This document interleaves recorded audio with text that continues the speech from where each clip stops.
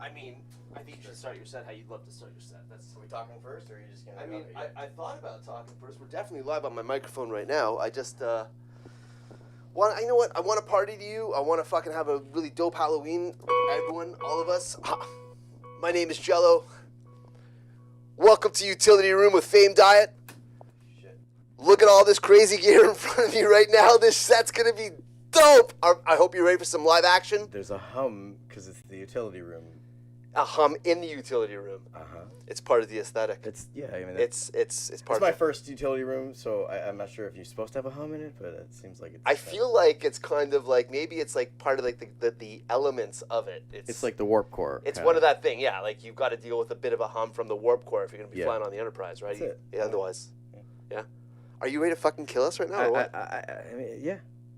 It's Halloween, so that's the appropriate thing to do. Yeah. Is try and kill someone. I'm Captain COVID tonight. That's my. I go with sideshow COVID, Bob. I love the hair though. I love it. It's like you had it long, you had it short. It's been different styles since. It's never been the same. Yeah. Yeah. I dig it. Cool. Yeah. You ready? Yeah. Let's kill it, man. Okay. Hey, Utility Room, Fame Diet. What's up? Let's go. Ooh, let's try it again. Push the buttons. So I make music live. That's the deal, and we do it. There we go.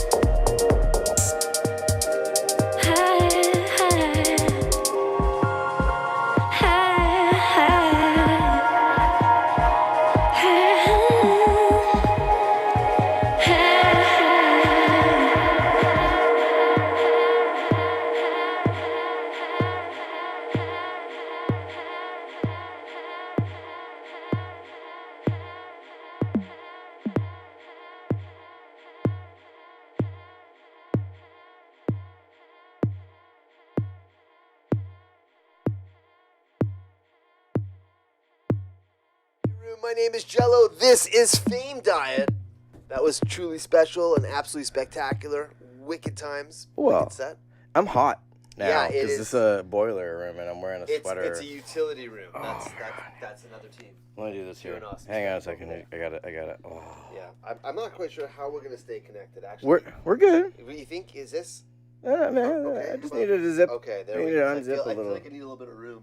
Right on. Because in the utility room here, it's a little low. It's a little low. Or maybe my hair is a little high.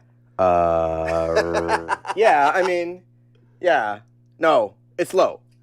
You're taller than me anyway, so everything's lower Okay. or higher to me. But yeah, it's the hair. So it's a bit of a challenge for everyone at home. I mean, we've got obviously the camera over here that's capturing everything, Yeah.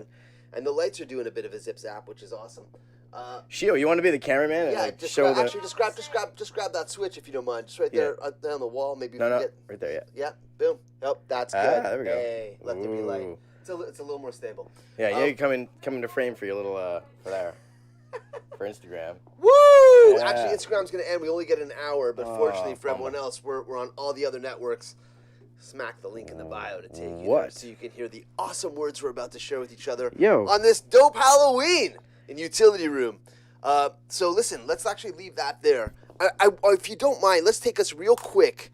What are you rocking over here? What is the setup? Piece by piece, if you don't mind. So we got an Ableton Push 2. Okay, so I run the entire system from the program Ableton Live.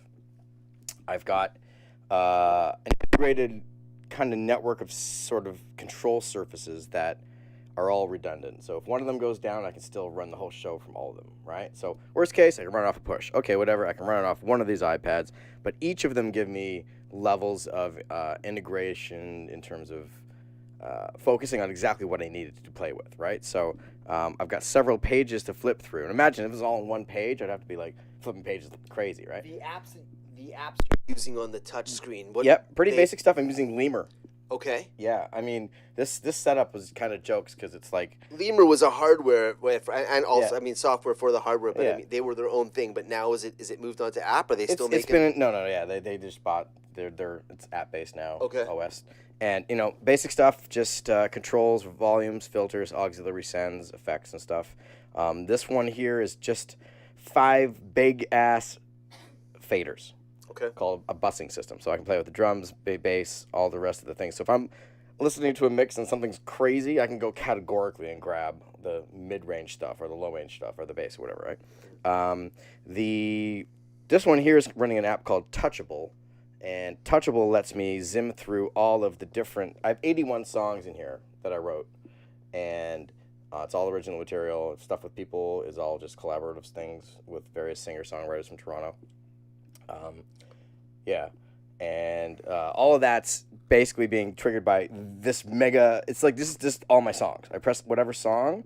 So in the middle of a set, I can jump into one song over here and just grab the hi-hats from it. And then flip over to another song that's got some really cool bass line that works really well with this other one. And that's my mix point, and I can linger there for a while and do all different things. While you're running all this in your brain, you're aware of what the hats from this one song, that in these 81 songs, you're aware of what that sound is, and you've categorized it in your brain. You're able to mix it live into something else because you're like, I know what that sound is. Yeah, I mean, you know your own sock drawer, right? You know where your third pair of underwear that's got the blue Supermans on it, or right? So it's the same thing, right? Okay. And yeah, it's like, think of like a turntablist who's got 35 records and they're doing some crazy routine. They know what's going on each of those, and they could probably be dynamically switching because they know the on one of these purple records with whatever, right? So same idea. I'm listening to what you were doing. Would you, if you were to slip this into a genre, techno, yes. Housey. So is this Detroit? No, it's this Fame Diet, man. I mean, I think, like, I don't know. I'm influenced by so many things that I'd be like, I'm a wannabe Orbital. Right? You know what I mean? One-man Orbital band kind of ish, but not as good. I find a lot of the elements that you're introducing organic elements.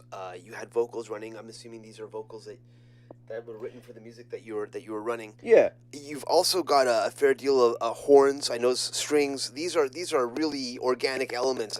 Do you record these elements yourself? Yeah. Well, I mean, I work with different people. I work with a guy named Peter Mifsud, and he's like this really badass saxophone player and, you know, actor dude. We did a whole tour because he found me one day through someone and we're like, hey, you want to go play live house music? And I'm like, dude, I make live house music. I want to play it even better rather than just DJ on top of a saxophone. It's cooler.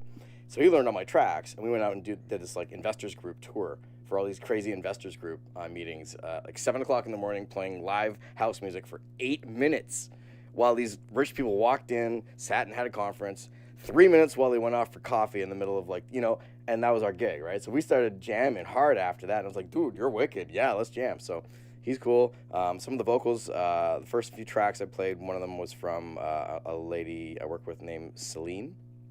Monica Paez, that's her name, but she's got a couple different stage names. I think hers, she switched it up too, and when you keep changing names, people like me can't remember your damn name. Funny that you would say that about changing names. Right? Fame Diet is brand new. Okay, yeah. So it's about a year and a half old now. But I went for the last 27 or so years under DJ Shine, and the only problem with that is now there's like 50 freaking DJs. Are you gonna be okay here? Yeah, I'm good. You know, it's Halloween, so we had to give you a bit of a noose. I'm going crazy. Yeah. You murdered people, so we're not trying to kill you in the utility room, though. Just, well, yeah. So it's aesthetic. I put out like 2 records as DJ Shine and a whole bunch of vinyl and stuff, and then like late 90s, early 2000s, and then some other guy named Shine from Korea took my name, and I was like, okay, whatever, you're a K-pop dude. But then I got like Nelly Furtado fame, and I was like, Shine again. So yeah, I got good internet cred. Then there's like a girl from Brazil, and there's some dude from Japan, and there's too many Shines. So I just banged away from that name. But also I work for these crazy pop star people, and half the time I'm doing as a job hitting spacebar and starting their songs, people I tour with.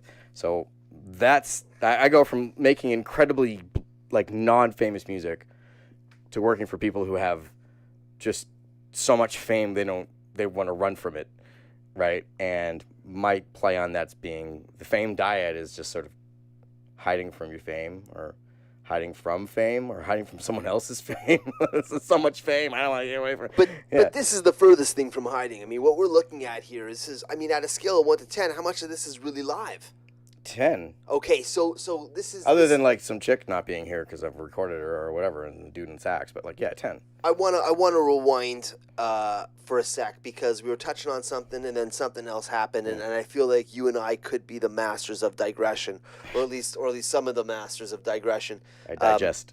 I have known you for almost a quarter of a century, and... well, over that, I think. You don't want to date yourself, but like we met in like the early 90s, like 1993, 94. No. Yeah. No. No. No. Yes. No. Before that. I'm here all night. Okay. The answer's no. Do you know why? 96 E-Party. Subterrane? Wasn't that earlier? No, 1996. Wow. Jesus Christ. Okay. Yeah. We're here. And the reason why I'm bringing this up is because I've seen the evolution of you.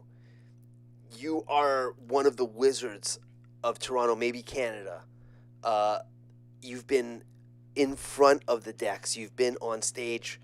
And then you've also been on stage, albeit behind the scenes, a bit like the Wizard of Oz, where you are the person behind the curtain. Pay no attention to the man behind the curtain. Except here in this instance, there's a lot to pay attention to. So I find that it's very interesting that you didn't just DJ. You actually took apart the mixer when it wasn't working.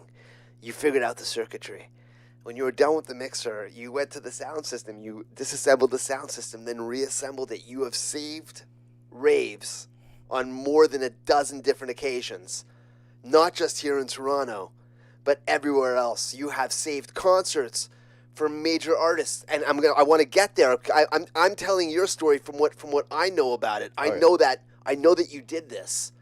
I know that you went and you got a Yamaha SU 700, which was like a sampler sequencer drum machine, mild synth stuff on it. You know what? It was kind of like Ableton before the Ableton. It was just this crazy little super raw, super live. You figured out this machine on the ins and outs of it. You ended up with 2 of these machines, And then I remember, like, it was like, you're like, yeah, I'm not going to be DJing. I'm just going to bring out these boxes and I'm going to play this stuff live. You know what I did, actually, is I made a rule that I would do live 1 year, DJ 1 year, then live 1 year, then DJ 1 year. But right? that's not how it went. No, and then I just more and more live, because whatever. And then, other things happen in life, and you step away from one scene, and yeah, like I lived next door to where Nelly Furtado rehearsed. So hold on for a second. Let's just pause real quick. We're gonna tap the brakes for a sec because I want to. In fact, we'll go there right now. But the reason why I'm saying all that stuff is because your technical prowess ended up somewhere like in the stratosphere. You know, if someone was able to repair something, you could literally look at this person and finish that on the fly. And so because of all this technical ability, not just on a productive level, but also like as in the actual gear, you ended up started getting some attention from some super major people. Yeah. Okay, so the first major touring artist, I guess the first pop artist Was Nelly Furtado. Yeah, well, it's funny because I lived next door. Okay, so I had a radio show on Chin way back in the day, like 105 or something, 103. And my roommate, we lived next door to a huge sound stage where Nelly rehearsed. And people would come by to visit my roommate every once in a while, and then they'd see my gear and be like, what the hell's that? And then eventually it all started connected. But like 3 years later, those guys from Nelly hunt me down, and they're like, hey, you're the guy, Ableton. Yeah, show us the stuff. Let's go. And then, it was pretty whirlwindy from there because that was right before the Loose album came out. So we went on tour, and I mean, I think we went to 300 different cities just in like You're doing a year. playback. Yeah. You're doing playback for Nelly Furtado. Yeah. But also, like, there'd be some instances of where you guys would show up. I remember this just popped in my timeline, I think a week ago or something like that, and it was some crazy gearbox. You were in Russia, and it was wired in the most dilapidated of ways. I was so angry. Okay. So Nelly Furtado, Drake, The Weeknd, Lights, Metric, a whole bunch of other bands got me to a point where you did Drake as well. I didn't know that. Yeah, early Drake right in the beginning. So all these people, I came in and I just, like, as a consultant, I get hired to build their world and teach them. And I was pretty committed to Nelly, so I just would do the side gigs of just setting people up and then sort of maintain them, but like teach someone to be the dude, right, or person. And it was sort of a thing. And then it got me to a point where, like, I get weird phone calls like, hey, can you come to Manila tomorrow? There's a band called Passion Pit, and they got a problem with their playback rig. Can you go help them? Okay, cool. So you fly to Manila, and you meet a bunch of people, and you find out that the band Passion Pit is actually the same band that plays for Childish Gambino, and they need you for this crazy project. So let's go do some surround sound. So you went to Los Angeles, and you're rocking with Childish Gambino. Yeah, okay. We did a whole it was pretty intense. Were you there around the time that This Is America was released? No, way before. It was right before Encourage My Love came out, but like 6 months before that, there was a private show in the middle of the desert called Pharos, Pharos, Pharos. It was like a 5-show thing. It was. I'm imagining an inflatable dome for 5,000 people, and you projection map the entire dome with virtual reality, and then you put that to music. And then I'm running all of the tracks that went for the stage, but then also we designed a surround sound atmospheric thing, which was just nuts. It was like 5.1 surround sound tour. Like, I've been doing surround sound for like performance with that forever. And the problem is, like, you can't go to a nightclub and DJ in surround sound because everyone's putting out stereo tracks still, right? We're almost there. I give it like another 5-10 years before people are bored of that, and we have to get to a new world, or we're going to be in this nightmare right now. Oh God, it's horrible. I'm going crazy. No, you're absolutely stunning. Tonight was a special performance. We all loved it. I feel like so listen. So after LA, so you rock with Childish Gambino. You hang out with him. How did Frank Ocean start up? Okay, well, this is 7 years ago. I met Frank's guy. So it was like 2013. I started working with Frank because a person I worked with on Nelly's tour was like, hey, you know a guy in LA that does Ableton? And I'm like, yeah, this dude I work with on Drake. He's pretty cool, Matt Davis. So I hooked them up, and then like 6 months later, they're like, hey, can you just come do it? And I was like, yeah. Can you come tomorrow? No. I can come the day after tomorrow. And you know what sucked? It was right before Father's Day, and my kid's here right now, And I feel so bad because like I was on the phone and he was at the airport and he was saying, "Daddy, don't go. Daddy, don't go." And I was dying. I was dying. And then like 2 days later, I'm in LA or whatever. And went and saw the new Superman movie with like Kevin Costner at the time. And he's like, this is a whole father stuff. But anyways. Oh, you're saying the scene with the where introduction he dies Superman and his dad. Yeah, his dad and all that stuff, right? Right. So, anyways, long story short, I ended up quitting Frank Ocean's band. I gotta pause you. Are you a Zack Snyder fan? Yeah, sure. I don't know. Are you not stoked for the unedited Justice League? There's not much more you can do to that. I'm nerding out for a sec. I had to because you touched it. So okay. Anyways. I think I'm Team Marvel more than I like the Wonder Woman scenario. Stuff. Okay. Yeah. So hold on. So you said you. That was the only one that had a good movie story. You quit Frank's band? I quit him internally, like 3 or 4 times. I was definitely like. But you didn't. That's why I'm like, you didn't quit. You're still. This is like in week 1, 7 years ago, right? And was it stress from the gig? Was it stress from family life? Everything. Blender. And I was just like, oh my god, and I had been in family style touring situations where like Nelly for 12 years. You know what I mean, right? Like I was like deep in that world, right? We've almost died together 3 times, like literally, like plane crash, riot in Moscow, freaking lightning hit the stage on our tour in Poland. You know what I mean? So you get into that tight group of people, and all of a sudden you're just the Canadian dude in LA, totally different scene, and it's what do you got? Show us your shit, and then you hold it down, whatever. I got to a point with Frank where I was like watching things that were happening maybe in the background that I don't even think he was aware of, and it sort of came to head at a time where we had to. It was a situation that needed to change all the way around. And it was the first time I've ever seen kind of like, stuff that was not being taken care of suddenly just be taken care of. And Frank just really jumped in there and like took care of business that needed to be taken care of kind of scenario. And I can't. So really you developed a really strong relationship with Frank. In a way, yeah. I've also learned to stay the fuck out of your business. Do your job really good and just that's it. So I'm like not on speed dial with Frank, but like every 3-4 years I get the call and we're like, project, let's go, right? And as he keeps that tight crew, there's people he doesn't want to fuck with getting to know some new dude.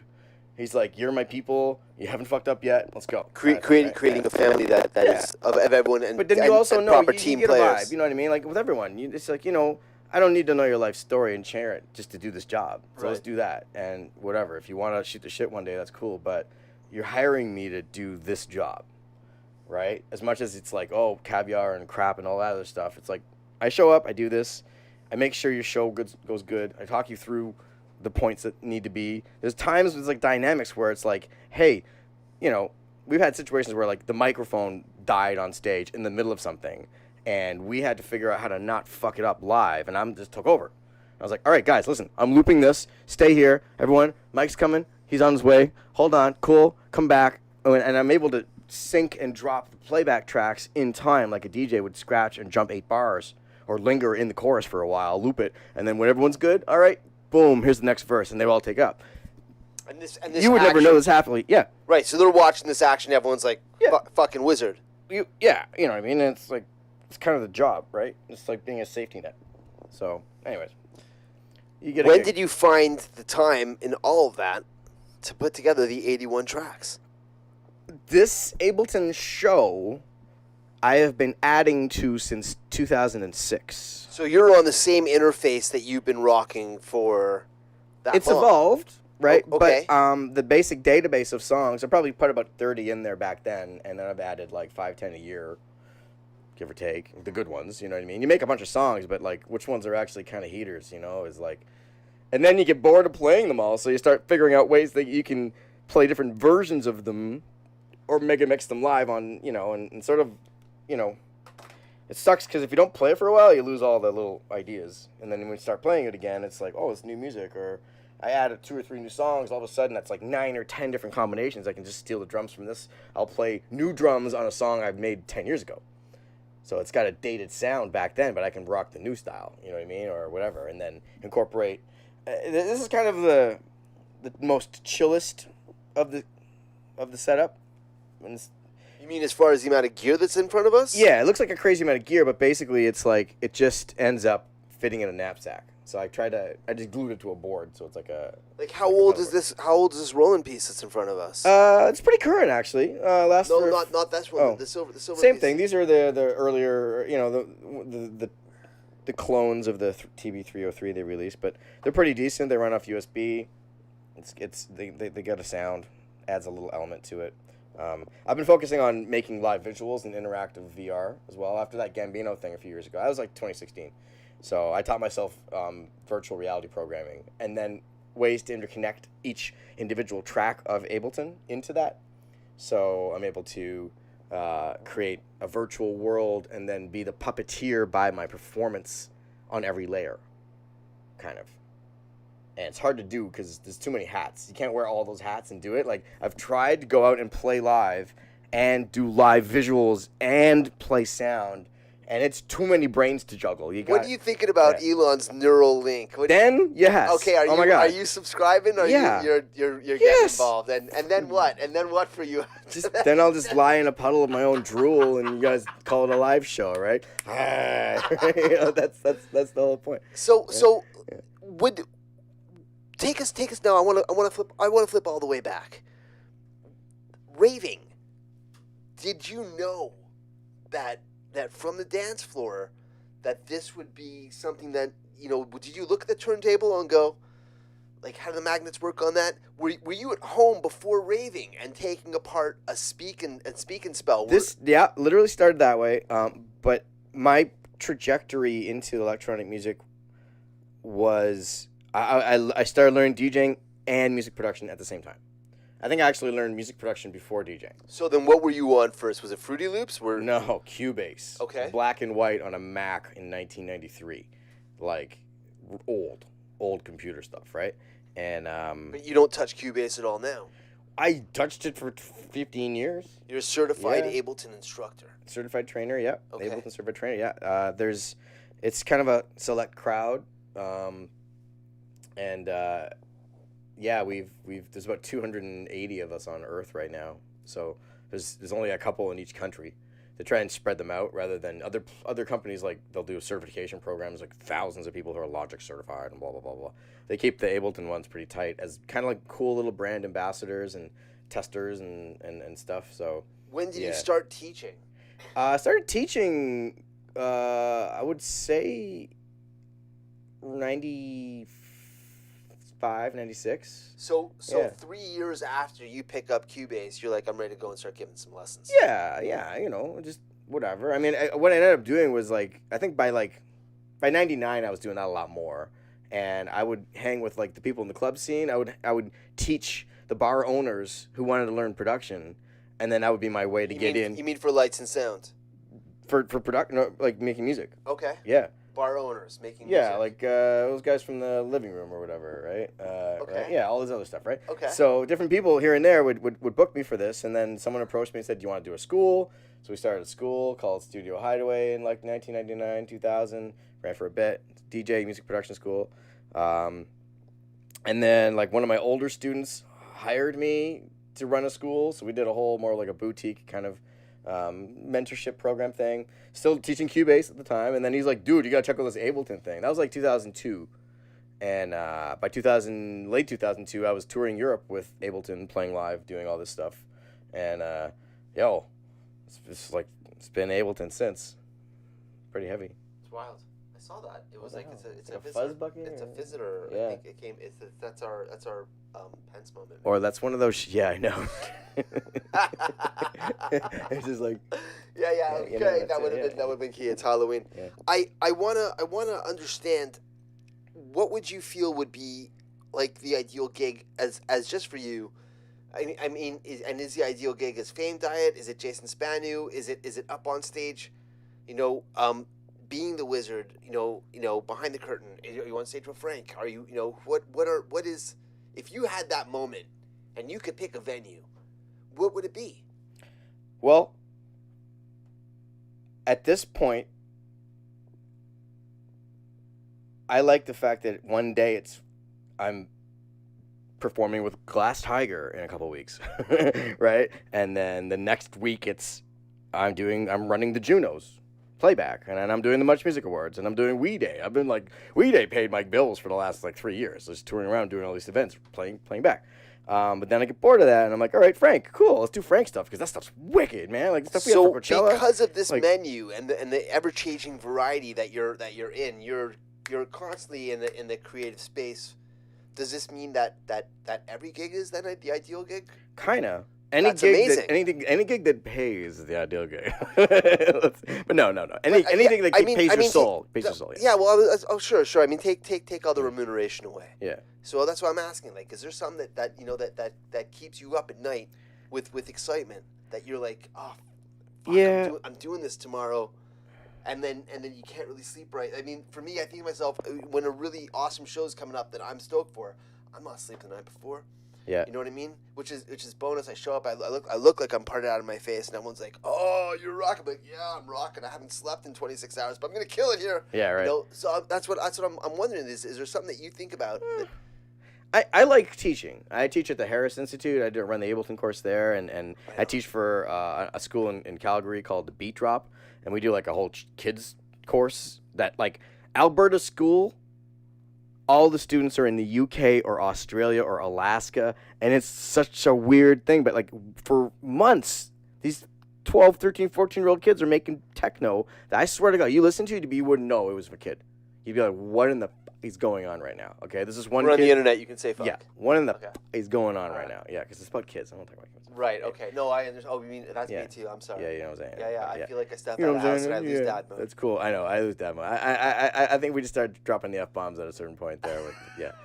No, I mean, I like teaching. It's fun. I like playing, performing. This is my soul. I like doing this. I would like to do it more in front of people, but it's not the be-all, end-all of it. You know what I mean? Of kind of... My fucked up shit-o-meter is broken. I've done so many things already that I could never perform again and be fine. I could never cross the street and go on tour again and be fine. I cannot begin to tell you how many fucking shows I've played. I'm good. I want to know if you're in a place where you find yourself that you're absolutely stuck. Have you gotten stuck where you've had to look at somebody and say, I can't fix this? Yeah. But then you're like, shit, that person doesn't care. You got to be the one who fixes it. So you figure it out. Wow. Or you go, listen, that is not going to happen, right? And you figure out a way around it. And I mean, dude, going back to the Russia conversation, I spent 3 months touring Russia with a band called Tokyo Hotel in 2015. And they... suck. No, the whole thing sucked. But like Russia, beautiful country, sucks. Okay, it just sucks. It's just it's an amazing country. What was it that's making you feel that way? Sucks. You get a feeling like, you know, sometimes you go to the States and you get that feeling like, hey, this is not Kansas anymore. This is Kansas, but this is not my Kansas, right? When you're in Russia, you're like, and I might die tomorrow. I don't know. Just don't talk to the wrong people. So you felt like when you're there was a little more spooky. A little safety concern. Yeah. Anyways, but also everything's different. Like you go to places and there's no toilet seats, and you're like, guys, there's no toilet seats. How are you gonna poop? Oh, it's discouraged to poop in the toilet. Don't do that. And it's like, all right, cool. And they don't have a Parmesan cheese, and they put dill on everything. And it's those little things that you're like, after 3 months, you're ready to kill someone. But at the beginning of that tour, my job for this band was running 6 MacBook Pros, right? Ableton for the playback stuff, and we ran like a bunch of other like virtual keyboard setups for all the on-stage stuff, and redundancies for each. So it was like 3 rigs times 2, right? And I had trained on it in Mexico a couple months earlier because I was filling in for someone who wanted to bail for the last leg of a really long world tour, right? So Russia was like 70 dates in like 3 months. Like we went crazy, right? Yeah, it was pretty fun. It was like a lot of shows, man. We did a crazy amount of shows. We were like, it was nuts. Was this all in the same time zone? No, Russia is big. So are you affected by jet lag while you're skipping? Oh, food? Yeah. So then and food, and I almost died. I had like the most crazy like like pre-COVID, like 5 years ago, that was like I was bleeding from everywhere. I was like, I was done. Bleeding. I was done. I was done. So yeah. And what are the other perils of being on the road besides catching random pre-COVID COVID? Well, sleep deprivation is a really big one, and not having enough vitamin D. Definitely, no one really puts together how many airplane flights, what that does to your body. You mean like as far as radiation? Radiation, okay. Right? And if you talk to stewardesses, they're all like, yeah. Every stewardess has weird, flight attendants, people that have mid-range cancers. All these long-haul flights are at night, right? Where there's less, because you're above the atmosphere, the sun doesn't, whatever. It's a crazy thing. So definitely, like, talk about that at some point as a whole other conversation. But I mean, I find it interesting. It's kind of food. Oh my God, food, right? You cannot eat, right? You can't. You can't. I've toured. I know exactly the perils and pitfalls of McDonald's. I want to know. Then this is love. Yeah, it's also good money too, right? When you get to that like pop star stuff, they pay, so you can work a couple months and it'll pay your year. If you think about it. You're saying pop stars compared to rave? Yeah. Playing, it's... Which is more not... No. Okay. Non-lucrative. But, I mean, like, when you're in the pop world and you get paid what a rave DJ would get paid for an average night, every single day for a week, like, yeah. Unless you're, like, fully raving it up, my job is to sit around and wait for someone to need me hit the space bar and know how to fix all the dumb shit. But the rest of the time, it's like... killing 18 hours. It's really funny to hear you describe it because what for you might label as for everyone else they're pulling their hair out. So I guess maybe one of my last questions here for tonight with you is do you ever feel like when someone's coming up to you that you're like in some type of like strange time paradox where you're like you see the person coming at you, you know that the problem is coming towards you. You understand that, like, you almost see it. Do you have like the Emperor's March thing happening in your head, like the theme song? It's coming. Okay. I enjoyed the challenge of trying to problem solve something, but it better be easy. But that's never the scenario. I enjoy a challenge if it's easy. So then this is love. Yeah. I mean, most of the time it's not that hard. I mean, you do all the work on the front end, and then like all the work for this show, like I make it look easy because I've made it look easy because I've easified it. I've got the easy button everywhere on this. But that's just it, isn't it? Is that if you were to go and ask anybody right now, do you wanna take a job, and strictly solve challenge problems day in day out? I'm gonna assume that most people would say no.